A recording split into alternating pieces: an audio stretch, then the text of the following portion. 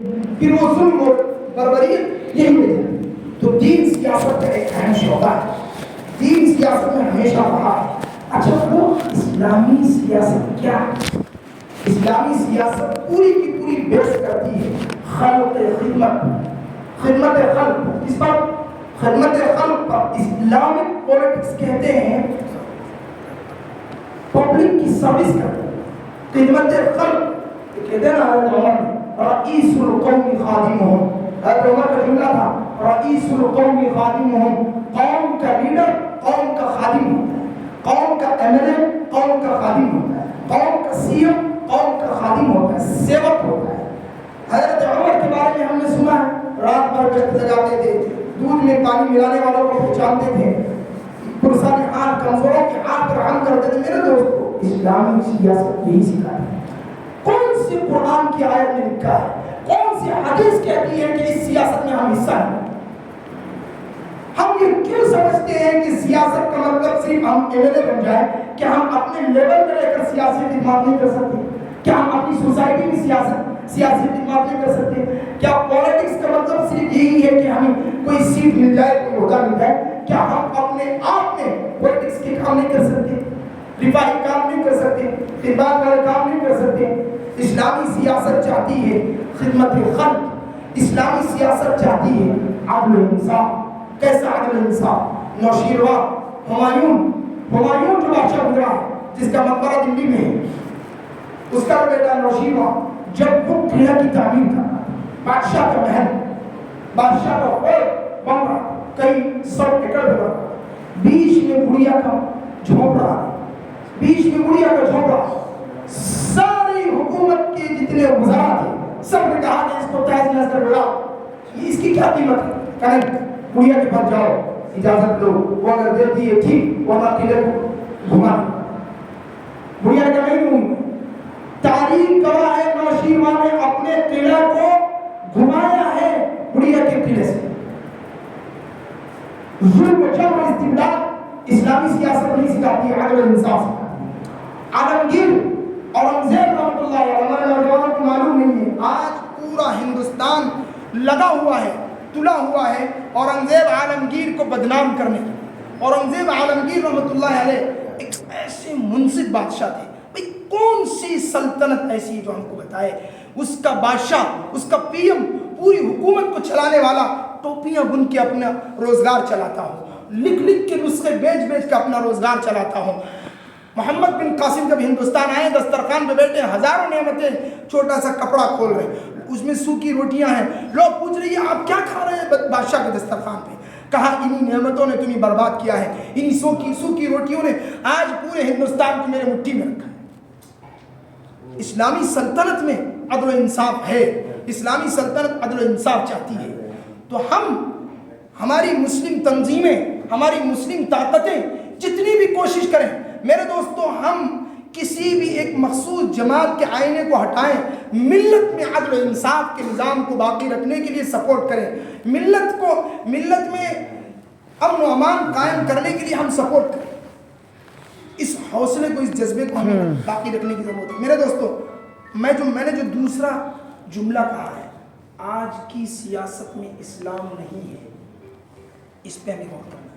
ہم نے آج کی اس گندی سیاست کے بارے میں یہ سمجھ لیا ہے کہ یہ اسلام سے دور ہے.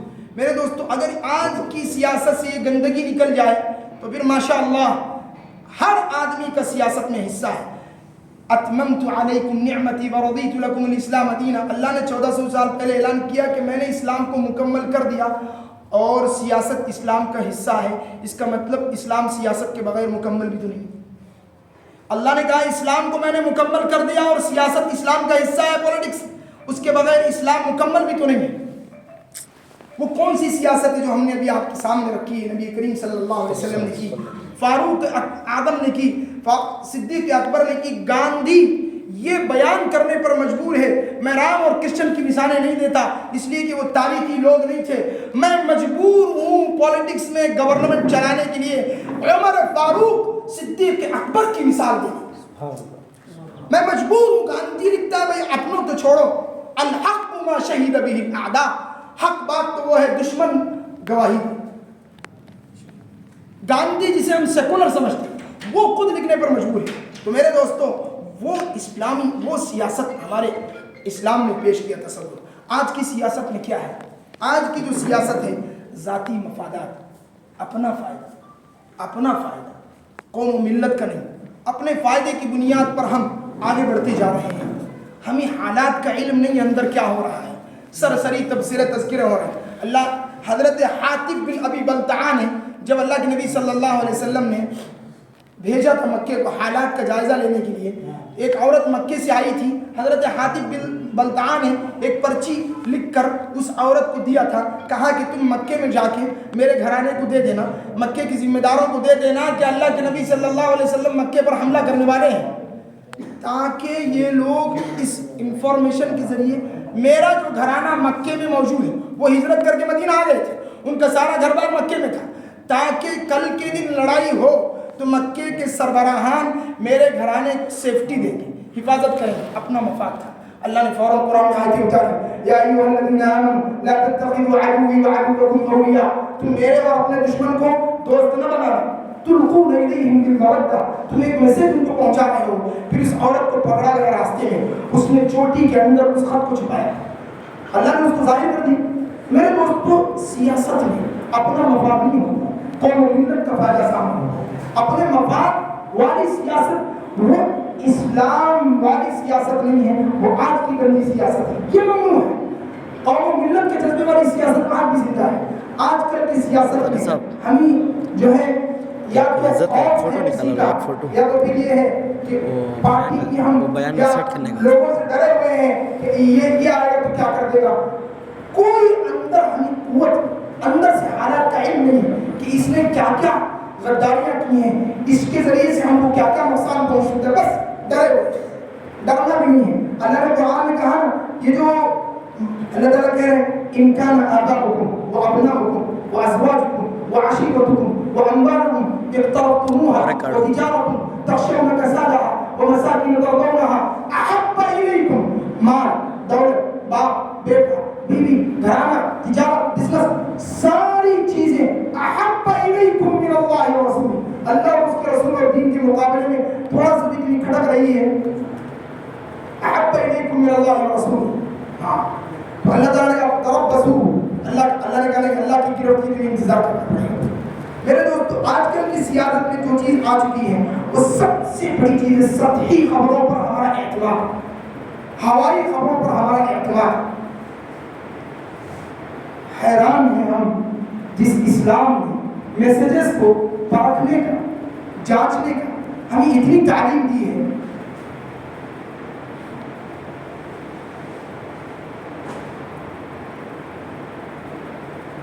آج ہم صرف جذبات میں آ کر کسی کی حمایت, کسی کی عداوت, کسی کی دوستی میں, کسی کی دشمنی میں ایک اڑتی خبر کو ہم نے ایک دنیا. اللہ نے قرآن میں آیت اتاری, یا ایھا الذین آمنوا ان جاءکم فاسق بنبأ, اے ایمان والو اگر کوئی فاسق, اگر کوئی گنہگار, اگر کوئی بے اعتبار آدمی, فاسق کا مطلب وہ آدمی ہے جس پر اعتبار نہیں ہے, اسلامی اعتبار سے اس پہ بھروسہ نہیں کیا جائے. اللہ کہہ رہا ہے ان جاءکم فاسق بنبأ, کوئی خبر, کوئی مسئلہ ہے, فتبینوا, تحقیق کر لیا کرو, ریسرچ کر لیا کرو, جانچ لیا کرو. یہ اللہ نے نہیں کہا ہے کہ تم اس کو آگے میں بڑھاؤ, ضرور بڑھاؤ, شوق سے بڑھاؤ, پھیلاؤ, لیکن ذرا جانچ کر لیا کرو. فتبینوا, کیوں جانچ کرنا ہے, کیا ضروری ہے جانچ کرنا. اللہ کہہ رہے قرآن کی آیت پڑھو, ان تصیبوا قوما بجہالۃ, کہیں تم جہالت اور نادانی کی وجہ سے کسی عزتدار انسان کی عزت سے کھلواڑ نہ کر بیٹھو, کسی آدمی کی عزت سے تم کھلواڑ نہ کر بیٹھو. اس وقت پوری دنیا میں جو میسیجز چل رہے ہیں, ہم نہیں کہتے کہ مت شیئر کریں, ضرور شیئر کریں, شوق سے شیئر کریں, لیکن ذرا اس کی تہ تک پہنچے, اصل تک پہنچے. پتہ چلتا ہے ہزاروں گروپوں میں میسیج چل رہا ہے, پتہ چلتا ہے اس کا فلاں سے کوئی تعلق نہیں ہے.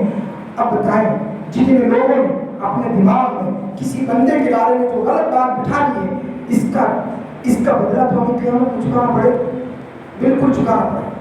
اسے کہتے ہیں دوسروں کی دنیا کے لیے اپنی آخرت برباد کرنا. دیکھیے یہ بھی میں نے کیا, اللہ کے نبی فرماتے ہیں شر الناس من اضر آخرته بدنیا غیری، بدترین انسان وہ ہے جو اپنی آخرت کو دوسروں کی دنیا کے لیے برباد، صرف اس لیے کہ فلاں خوش ہوگا، سب سے پہلے میرا میسج جائے۔ یہ کوئی تبلیغ، سب سے پہلے کوئی نیک بات کان میں پڑ جائے۔ اللہ نے قرآن میں کہا فتبینوا، تم تحقیق کر لیا کرو، ان تصیبوا قوما بجہالہ فتصبحوا علی ما فعلتم نادمین، پھر تم شرمندہ ہو جاؤ گے اور اس شرمندگی کا کوئی فائدہ نہیں ہے، اب تو چڑیا ہاتھ سے نکل چکی۔ میرے دوستو، آج کل کی سیاست میں یہ بھی ایک گندگی ہے، ہمیں اس کو بھی دور کرنا ہے۔ ایک دو باتیں بتا کے اپنی بات کو ختم کر دیتا ہوں۔ اور آج کل کی سیاست میں عجیب لفظ استعمال کر رہا ہوں، آپ ذرا غور کیجیے۔ آج کی سیاست میں تعصب ہے، تسلط نہیں ہے۔ آج کی سیاست میں، آج کے حالات میں تعصب ہے، تسلط نہیں ہے۔ یعنی آج کی سیاست میں ایک دوسرے سے تعصب دشمنی ہے، وہ فلاں کا ہے اس لیے میں اس کا دشمن ہوں، تسلط نہیں ہے۔ یعنی جماؤ اور ٹہراؤ کہ میں اس کو کیوں مانگ رہا ہوں، میرے پاس اس کے صحیح اور حق ہونے کی اتنے ایویڈنس، اتنے پروف، میں ان دلیلوں اور ان بنیادوں کی وجہ سے اس کو حق سمجھتا ہوں۔ یہ بات نہیں ہے آج، صرف تعصب ہے، یہ فلاں سے جڑا ہے تو یہ میرا دشمن ہے، یہ فلاں سے جڑا ہے تو یہ میرا دوست ہے۔ کیوں دشمن ہے، کیوں دوست ہے؟ کوئی تحقیق نہیں ہے، کوئی پختگی نہیں، کوئی ایویڈنس نہیں، کوئی پروف نہیں، بس وہ میرا محبوب ہے، اس سے جو ملے گا وہ میرا محبوب ہے، وہ میرا دشمن ہے، اس سے جو ملے گا میں اس کا دشمن۔ میرے دوستو، تعصب دشمنی کی بنیاد پر سیاست نہیں چلتی۔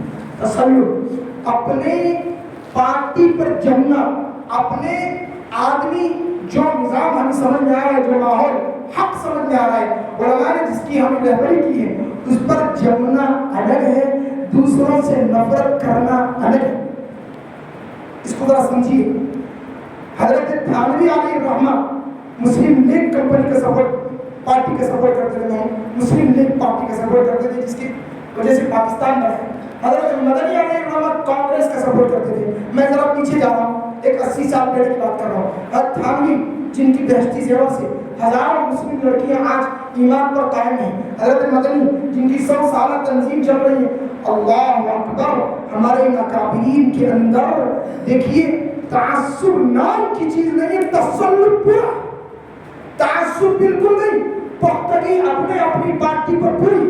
حضرت تھانوی مسلم لیگ، حضرت مدنی کانگریس، رات کے 12 بجے گئے حضرت مدنی علیہ الرحمہ حضرت تھانوی کے دروازے پر، دروازہ نہیں کھٹکھٹایا، جانتے تھے کہ حضرت اشرف علی تھانوی رحمۃ اللہ علیہ رات میں کسی کو آنے نہیں دیتے، چوکٹ پہ پوری رات تھا۔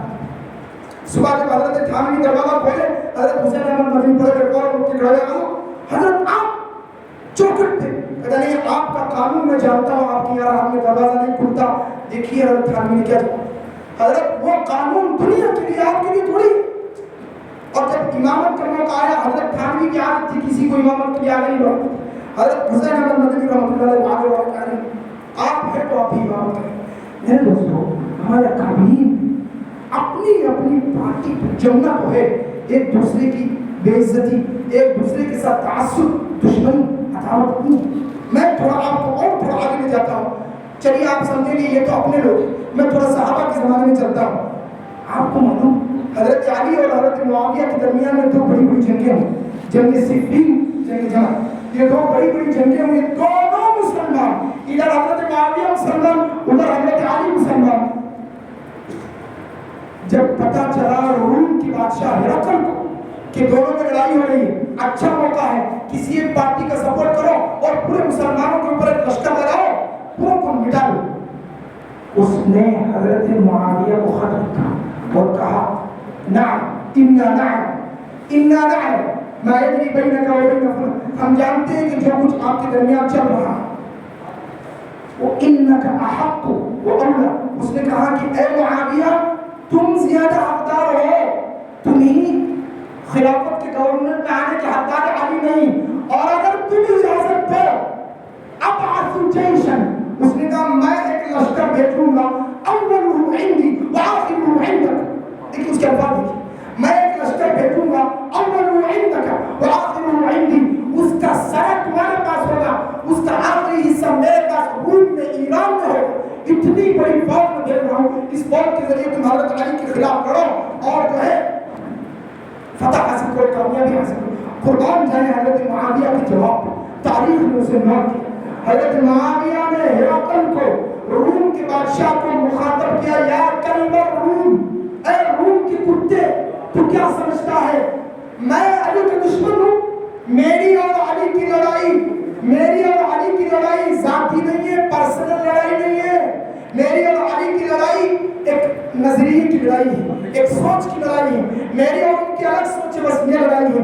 ورنہ اخوان، ہم دونوں بھائی ہیں، اخوان ہم دونوں بھائی ہیں. اور حضرت معاویہ نے کہا اتقی من مباح، تو اپنے کتے کی بھوک سے باز آ جا، ورنہ میں ایک لشکر بھیجوں گا جس کا پہلا سر تیرے پاس ہوگا، آخری سر میرے پاس ہوگا، اور اس لشکر کے کمانڈر علی ہوں گے، جو تیری گردن اڑا کے سر میرے پاس ہے. دوستوں اپنے نظریے پہ چلنا الگ چیز ہے، ایک دوسرے کی تذلیل تحقیر، ایک دوسرے کی عزت اور احترام بھی الگ چیز ہے. حضرت علی کا انتقال ہوا، حضرت معاویہ کو پتہ چلا، ایک تماشا ہوا، پورا سینہ بک گیا. حضرت معاویہ کی رضی اللہ عنہ کی بیوی نے کہا انت تبکی، آپ رو رہے، آپ تو حضرت علی کے دشمن ہیں، لڑائی نہیں ہو گئی. پگلی تجھے کیا معلوم ہے آج امت علم کے دروازے سے معلوم ہوئی. اللہ کے نبی نے حضرت علی کو باب العلم کا، علم کا مرکز کہا. آج امت علم کے دروازے سے معلوم ہوئی، آج امت تصوف کے دروازے سے معلوم ہوئی، آج امت بہت بڑے خیر سے معلوم ہوئی. ہے کسی کے اندر اتنا بڑا سینہ، ہے کسی کا اتنا بڑا دل جو اپنے مخالف پارٹی کے بارے میں اتنی بڑی گواہی. میرے دوستو، اختلاف جس فیلڈ میں وہی رہے. ہماری زندگی کی دوسری فیلڈ میں ہم ڈسٹربنس نہیں کریں. میرا سگا بھائی وہ الگ پارٹی کوئی پارٹی، لیکن کھانا کھائیں دسترخوان پہ اپنے اپنے معاملات ایک ساتھ رکھیں. تو میں یہ کہنا چاہتا ہوں کہ آج کی سیاست میں تعصب ہے، تسلط نہیں ہے. ہم کو تسلط یعنی پختگی چاہیے اپنی اپنی سوچ پہ، لیکن تعصب نہیں چاہیے، ایک دوسرے سے دشمنی نہیں چاہیے. آخری بات میں بتا کے بات ختم کر دیتا ہوں. آج کی پولیٹکس میں حدود اختلاف کی رعایت نہیں. ایک دوسرے سے جو اختلاف ہے، جب انسان بولنے لگتے ہیں تو لمٹس کراس کر دیتے ہیں. میرے دوستوں، حدود اختلاف کی رعایت بہت ضروری ہے. میرا فلاں سے اختلاف ہے، لیکن جب میں بات کروں گا تو طور کی بات کروں گا، جذبات سے بھی بات کروں گا. میرے دوستوں، اچھے لوگ آج کل جذبات کے نالے میں بہہ جاتے ہیں. بات کرو، خون جم کے بات کرو.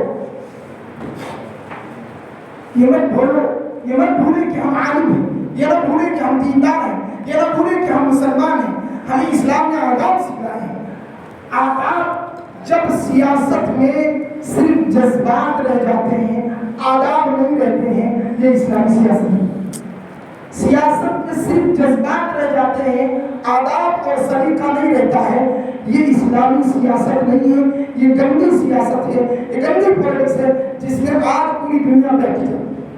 میرے دوستو، اس وقت ہمیں اپنے زبان کو سلیقے کے ساتھ اپنی بات کو رکھنے کی ضرورت ہے. آپ کو معلوم ہے حضرت معاویہ رضی اللہ عنہ کا جب حضرت علی رضی اللہ عنہ کا جب انتقال ہوا تو حضرت علی رضی اللہ تعالیٰ عنہ کے پاس ایک شیعہ عالم رہتا تھا، حضرت علی کی شان ہے. جب ان کو بلایا حضرت معاویہ کہ حضرت علی کی تعریف کرو، اس نے کہا نہیں، آپ مجھے چھوڑ دیجئے، میں تعریف کروں گا. آپ ناراض ہو گئے. حضرت معاویہ نے فرمایا اللہ کی قسم تو علی کی تعریف میرے سامنے کرے.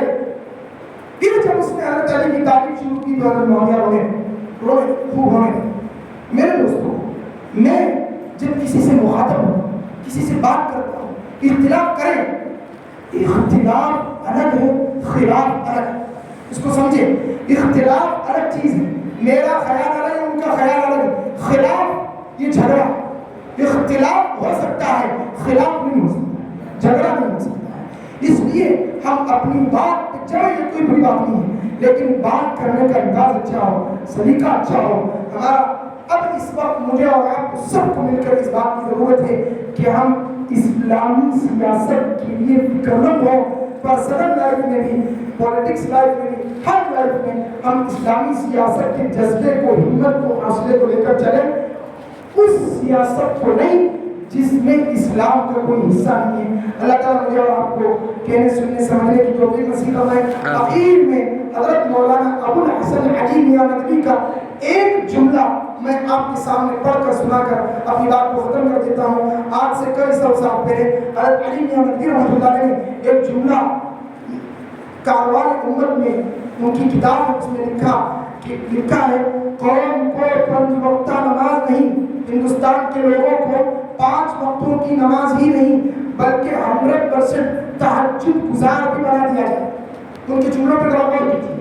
آج ہندوستان کے مسلمانوں کو 5 وقت نمازی نہیں، 5 وقت نمازی بھی تہجد گزار بھی بنا دے، لیکن ان کے اندر پولیٹیکل شعور، پولیٹیکل جذبہ، سیاست کا جذبہ نہیں پیدا کیا گیا، ملک کے حالات سے ان کو نہیں واقف کرایا گیا، جگایا نہیں گیا، ان کو صرف عبادت کے حد تک رکھا گیا، ان کو سیاست اور پولیٹکس سے کوئی لینا دینا نہیں ہے۔ جیسا کہ کچھ لوگ کہتے ہیں نا سیاست سے ہمارا کوئی حصہ نہیں، پولیٹکس میں ہمارا کوئی حصہ نہیں، تو حضرت ابو الحسن علی میاں ندوی نے فرمایا ممکن ہے، ہاں ممکن ہے ایک وہ وقت بھی آئے امت تہجد تو دور کی بات 5 وقت کی نمازوں پر بھی پابندیاں رکھ سکتی ہے۔ تو میرے دوستو، سیاست میں پولیٹکس کو جاننا، حالات کو جاننا اس وقت حالات کا تقاضا ہے۔ اس وقت کے جو الیکشنز ہیں یہ ہمیں بہت کچھ سبق سکھاتے ہیں، ہمیں اس سے بھرنے کی ضرورت ہے اور اس میں بڑھ چڑھ کے حصہ لینے کی ضرورت ہے۔ اللہ تعالیٰ مجھے اور آپ کو کہنے سننے سے زیادہ عمل کی توفیق نصیب فرمائے، ہمارے اندر سیاسی شعور پیدا فرمائے، اور اس کے آگے بہت ساری باتیں آپ کے سامنے ہیں۔